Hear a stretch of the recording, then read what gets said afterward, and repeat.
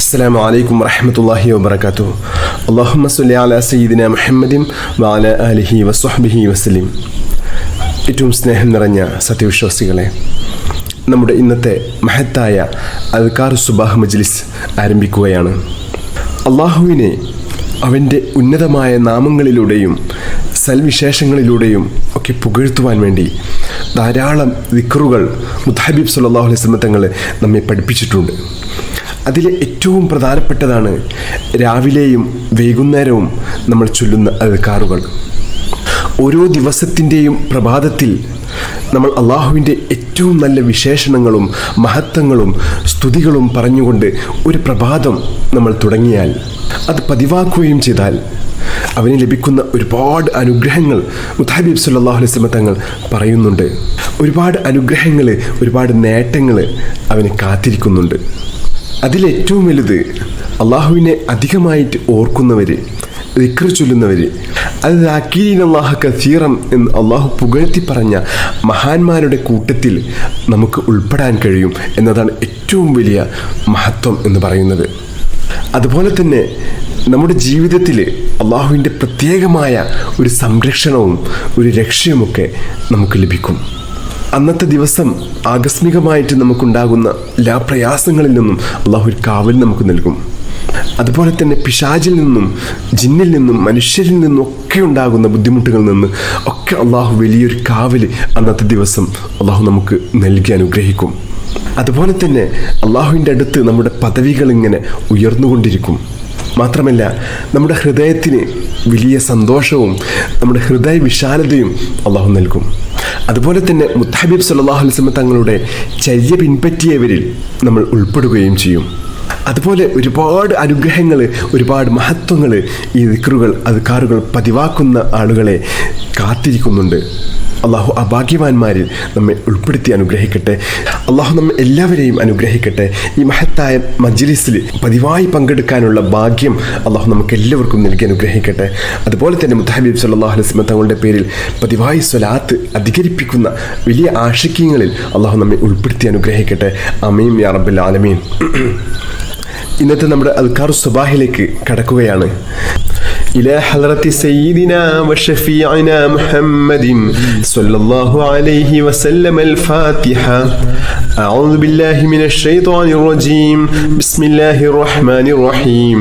الحمد لله رب العالمين الرحمن الرحيم مالك يوم الدين إياك نعبد وإياك نستعين اهدنا الصراط المستقيم صراط الذين أنعمت عليهم غير المغضوب عليهم ولا الضالين آمين.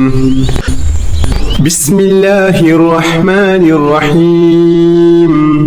الله لا إله إلا هو الحي القيوم لا تأخذه سنة ولا نوم له ما في السماوات وما في الأرض من ذا الذي يشفع عنده إلا بإذنه يعلم ما بين أيديهم وما خلفهم ولا يحيطون بشيء من علمه إلا بما شاء وسع كرسيه السماوات والأرض ولا يؤوده حفظهما وهو العلي العظيم.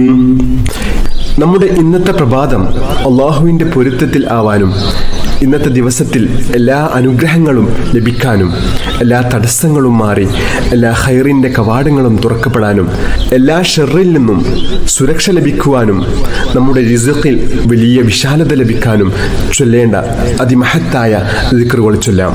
ബിസ്മില്ലാഹിർ റഹ്മാനിർ റഹീം. അസ്ബഹ്നാ വഅസ്ബഹൽ മുൽക്കു ലില്ലാഹ് വൽഹംദുലില്ലാഹ് لا إله إلا الله وحده لا شريك له له الملك وله الحمد وهو على كل شيء قدير. رب أسألك خير ما في هذا اليوم وخير ما بعده وأعوذ بك من شر ما في هذا اليوم وشر ما بعده رب أعوذ بك من الكسل وسوء الكبر رب أعوذ بك من عذاب في النار وعذاب في القبر اللهم بك أصبحنا وبك أمسينا وبك نحيا وبك نموت وإليك المصير أصبحنا على فطرة الإسلام وعلى كلمة الإخلاص وعلى دين نبينا محمد صلى الله عليه وسلم وعلى ملة أبينا إبراهيم عليه السلام حنيفا وما كان من المشركين. നമുക്കും നമ്മുടെ മക്കൾക്കൊക്കെ നല്ല ഉപകാരപ്രദമായിട്ടുള്ള അറിവ് ലഭിക്കാനും അതുപോലെ തന്നെ നമ്മുടെ ഉപജീവന മാർഗത്തിൽ, നമ്മുടെ ജോലിയിൽ, നമ്മുടെ കച്ചവടത്തിൽ ഒക്കെ വലിയ ബർക്കത്തുണ്ടാവാനും വലിയ അഭിവൃദ്ധി ഉണ്ടാവാനും ഒക്കെ മുത്തഹബീബ് സ്വല്ലല്ലാഹു അലൈഹി വസല്ലം തങ്ങൾ നമുക്ക് പഠിപ്പിച്ചു തന്ന അതിമഹത്തായ ഒരു ദുആയാണ് നമ്മൾ ചൊല്ലുന്നത്. ഈ ദുആ നമ്മുടെ മക്കൾക്ക് ദിവസവും ഈ ദുആ ചെയ്യിപ്പിക്കുന്നത് വളരെ നല്ലതാണ്. കുട്ടികൾക്ക് നല്ല ഓർമ്മശക്തിയും ബുദ്ധിയും നല്ല അറിവും ഉണ്ടാവാനൊക്കെ ഏറ്റവും നല്ലതാണ് ഈ ദുആ. നമ്മൾ ഈ ദുആ ചെയ്യുകയാണ്.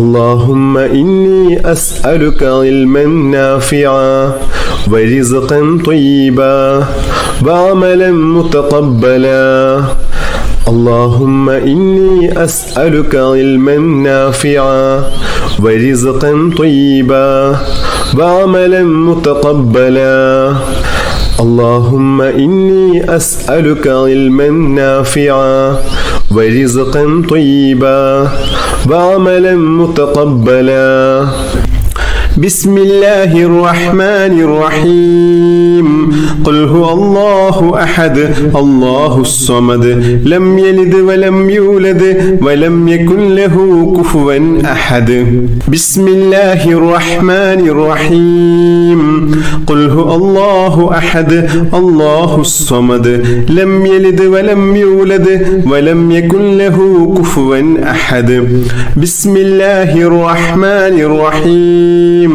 قل هو الله أحد الله الصمد لم يلد ولم يولد ولم يكن له كفوا أحد بسم الله الرحمن الرحيم قل أعوذ برب الفلق من شر ما خلق ومن شر غاسق إذا وقب ومن شر النفاثات في العقد ومن شر حاسد إذا حسد بسم الله الرحمن الرحيم قل أعوذ برب الفلق من شر ما خلق ومن شر غاسق إذا وقب ومن شر النفاثات في العقد ومن شر حاسد إذا حسد بسم الله الرحمن الرحيم قل أعوذ برب الفلق من شر ما خلق ومن شر غاسق إذا وقب ومن شر النفاثات في العقد ومن شر حاسد إذا حسد بسم الله الرحمن الرحيم قل أعوذ برب الناس ملك الناس إله الناس من شر الوسواس الخناس الذي يوسوس في صدور الناس من الجنة والناس بسم الله الرحمن الرحيم قل أعوذ برب الناس ملك الناس إله الناس من شر الوسواس الخناس الذي يوسوس في صدور الناس من الجنة والناس بسم الله الرحمن الرحيم قل أعوذ برب الناس ملك الناس إله الناس من شر الوسواس الخناس الذي يوسوس في صدور الناس من الجنة والناس بسم الله الرحمن الرحيم اللهم إني ظلمت نفسي ظلما كثيرا ولا يغفر الذنوب إلا أنت فاغفر لي مغفرة من عندك وارحمني إنك إنك أنت الغفور الرحيم اللهم إني ظلمت نفسي ظلما كثيرا ولا يغفر الذنوب إلا أنت فاغفر لي مغفرة من عندك وارحمني إنك أنت الغفور الرحيم اللهم إني ظلمت نفسي ظلما كثيرا ولا يغفر الذنوب إلا أنت فاغفر لي مغفرة من عندك وارحمني إنك أنت الغفور الرحيم بسم الله الرحمن الرحيم اللهم أنت ربي لا إله إلا أنت خلقتني وأنا عبدك وأنا على أحدك ووعدك ما استطعت أعوذ بك من شر ما صنعت أبوء لك بنعمتك علي وأبوء بذنبي فاغفر لي فإنه لا يغفر الذنوب إلا أنت حسبي الله لا إله إلا هو عليه توكلت وهو رب العرش العظيم حسبي الله لا إله إلا هو عليه توكلت وهو رب العرش العظيم حسبي الله لا إله إلا هو عليه توكلت وهو رب العرش العظيم حسبي الله لا إله إلا هو عليه توكلت وهو رب العرش العظيم حسبي الله لا إله إلا هو عليه توكلت وهو رب العرش العظيم حسبي الله لا إله إلا هو عليه توكلت وهو رب العرش العظيم حسبي الله لا إله إلا هو عليه توكلت وهو رب العرش العظيم കടക്കണിയിൽ കുടുങ്ങിക്കിടക്കുന്ന ആളുകളെ, സാമ്പത്തിക ബുദ്ധിമുട്ട് അനുഭവിക്കുന്ന ആളുകൾക്കൊക്കെ ഏറ്റവും വലിയൊരു പരിഹാരമാണ് ഈ മഹത്തായ ദുആ. اللهم يا غني يا حميد أغننا بحلالك عن حرامك وبطاعتك عن معصيتك وبفضلك وجودك وكرمك عمن سواك اللهم يا غني يا حميد أغننا بحلالك عن حرامك وبطاعتك عن معصيتك وبفضلك وجودك وكرمك عمن سواك اللهم يا غني يا حميد أغننا بحلالك عن حرامك وبطاعتك عن معصيتك وبفضلك وجودك وكرمك عمن سواك بسم الله الرحمن الرحيم اللهم صل على سيدنا محمد وعلى آله وصحبه وسلم اللهم صل على سيدنا محمد وعلى آله وصحبه وسلم اللهم صل على سيدنا محمد وعلى آله وصحبه وسلم اللهم صل على سيدنا محمد وعلى آله وصحبه وسلم اللهم صل على سيدنا محمد وعلى آله وصحبه وسلم اللهم صل على سيدنا محمد وعلى آله وصحبه وسلم اللهم صل على سيدنا محمد وعلى آله وصحبه وسلم اللهم صل على سيدنا محمد وعلى آله وصحبه وسلم اللهم صل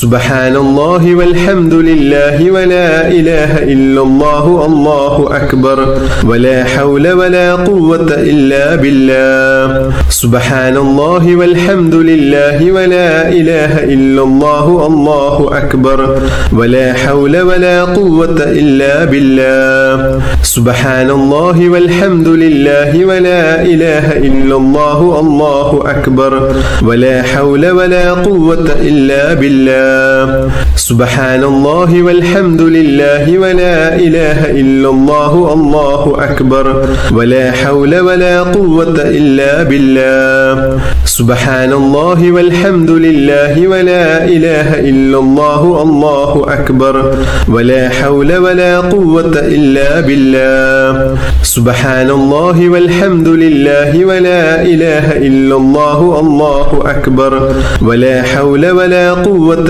ഇല്ലാ ബില്ലാഹ് സുബ്ഹാനല്ലാഹി വൽഹംദുലില്ലാഹി വലാ ഇലാഹ ഇല്ലല്ലാഹു അല്ലാഹു അക്ബർ വലാ ഹൗല വലാ ഖുവത ഇല്ലാ ബില്ലാഹ് സുബ്ഹാനല്ലാഹി വൽഹംദുലില്ലാഹി വലാ ഇലാഹ ഇല്ലല്ലാഹു അല്ലാഹു അക്ബർ വലാ ഹൗല വലാ ഖുവത ഇല്ലാ ബില്ലാഹ് സുബ്ഹാനല്ലാഹി വൽഹംദുലില്ലാഹി വലാ ഇലാഹ ഇല്ലല്ലാഹു അല്ലാഹു അക്ബർ വലാ ഹൗല വലാ ഖുവത ഇല്ലാ ബില്ലാഹ് സുബ്ഹാനല്ലാഹി വൽഹംദുലില്ലാഹി വലാ ഇലാഹ ഇല്ലല്ലാഹു അല്ലാഹു അക്ബർ വലാ ഹൗല വലാ ഖുവത ഇല്ലാ ബില്ലാഹ് സുബ്ഹാനല്ലാഹി വൽഹംദുലില്ലാഹി വലാ ഇലാഹ ഇല്ലല്ലാഹു അല്ലാഹു അക്ബർ വലാ ഹൗല വലാ ഖുവത ഇല്ലാ ബില്ലാഹ് ലാ ഇലാഹ ഇല്ലല്ലാഹു വഹ്ദഹു ലാ ശരീക ലഹു ലഹുൽ മുൽക്കു വലഹുൽ ഹംദ് വഹുവ അലാ കുല്ലി ഷൈഇൻ ഖദീർ ലാ ഇലാഹ ഇല്ലല്ലാഹു വഹ്ദഹു ലാ ശരീക ലഹു ലഹുൽ മുൽക്കു വലഹുൽ ഹംദ് വഹുവ അലാ കുല്ലി ഷൈഇൻ ഖദീർ ലാ ഇലാഹ ഇല്ലല്ലാഹു വഹ്ദഹു ലാ ശരീക ലഹു ലഹുൽ മുൽക്കു വലഹുൽ ഹംദ് വഹുവ അലാ കുല്ലി ഷൈഇൻ ഖദീർ ലാ ഇലാഹ ഇല്ലല്ലാഹു വഹ്ദഹു ലാ ശരീക ലഹു ലഹുൽ മുൽക്കു വലഹുൽ ഹംദ് വഹുവ അലാ കുല്ലി ഷൈഇൻ ഖദീർ ലാ ഇലാഹ ഇല്ലല്ലാഹു വഹ്ദഹു ലാ ശരീക ലഹു ലഹുൽ മുൽക്കു വലഹുൽ ഹംദ് വഹുവ അലാ കുല്ലി ഷൈഇൻ ഖദീർ ലാ ഇലാഹ ഇല്ലല്ലാഹു വഹ്ദഹു ലാ ശരീക ലഹു ലഹുൽ മുൽക്കു വലഹുൽ ഹംദ് വഹുവ അലാ കുല്ലി ഷൈഇൻ ഖദീർ ലാ ഇലാഹ ഇല്ലല്ലാഹു വഹ്ദഹു ലാ ശരീക ലഹു ലഹുൽ മുൽക്കു വലഹുൽ ഹംദ് വഹുവ അലാ കുല്ലി ഷൈഇൻ ഖദീർ ലാ ഇലാഹ ഇല്ലല്ലാഹു വഹ്ദഹു ലാ ശരീക ലഹു ലഹുൽ മുൽക്കു വലഹുൽ ഹംദ് വഹുവ അലാ കുല്ലി ഷൈഇൻ ഖദീർ ലാ ഇലാഹ ഇല്ലല്ലാഹു വഹ്ദഹു ലാ ശരീക ലഹു ലഹുൽ മുൽക്കു വലഹുൽ ഹംദ് വഹുവ അലാ കുല്ലി ഷൈഇൻ ഖദീർ ലാ ഇലാഹ ഇല്ലല്ലാഹു വഹ്ദഹു ലാ ശരീക ലഹു ലഹുൽ മുൽക്കു വലഹുൽ ഹംദ് വഹുവ അലാ കുല്ലി ഷൈഇൻ ഖദീർ ലാ ഇലാഹ ഇല്ലല്ലാഹു വഹ്ദഹു ലാ ശരീക ലഹു ലഹുൽ മുൽക്കു വലഹുൽ ഹംദ് വഹുവ അലാ കുല്ലി ഷൈഇൻ ഖദീർ. ഇനി നമ്മൾ ചൊല്ലുന്ന ദിക്ർ വളരെ മഹത്വമേറിയതാണ്. അള്ളാഹുവിൻ്റെ അടുത്ത് വലിയ സ്ഥാനം ലഭിക്കാനും 1000 നന്മകൾ ഇത് ചൊല്ലുന്നവൻ്റെ പേരിൽ എഴുതപ്പെടാനും കാരണമാകുന്ന സുബ്ഹാനല്ലാഹി വബിഹംദിഹി എന്ന മഹത്തായ ദിക്ർ 100 തവണ ചൊല്ലുന്നു.